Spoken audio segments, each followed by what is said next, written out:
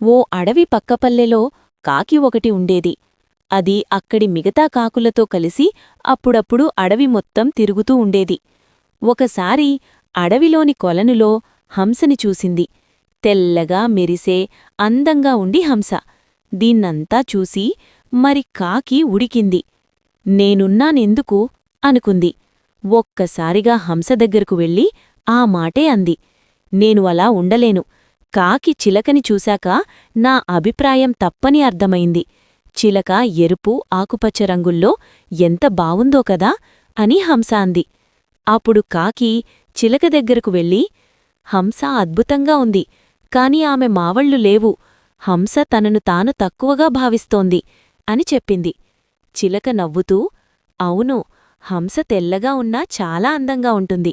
కాని నేను నెమలిని చూశాక అర్థమైంది. నెమలికి ఎన్నో రంగులున్నాయి అంది. కాకి చిలక కలిసి నెమలిని చూడటానికి వెళ్లారు.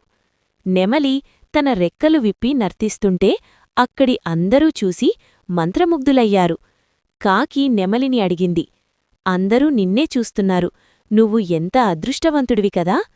అప్పుడు నెమలి బాధతో చెప్పింది, అందరూ నన్నే చూస్తారు, కాని నేను ఎక్కడికీ స్వేచ్ఛగా తిరగలేను. వేటగాళ్ళు నన్నే వెంబడిస్తారు. నువ్వు మాత్రం కాకివి కాబట్టి ఎవ్వరూ పట్టించుకోరు. నువ్వు నిజంగా అదృష్టవంతుడివి. అప్పుడే కాకికి అర్థమైంది. తాను ఎప్పుడూ ఇతరులతో తనను పోల్చుకుని బాధపడుతూ వచ్చింది.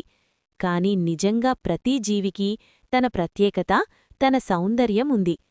బోధ: ఇతరులతో పోల్చుకోవడం వల్ల బాధే మిగులుతుంది. మనలో ఉన్న గుణాలను గుర్తించి సంతోషంగా జీవించడమే నిజమైన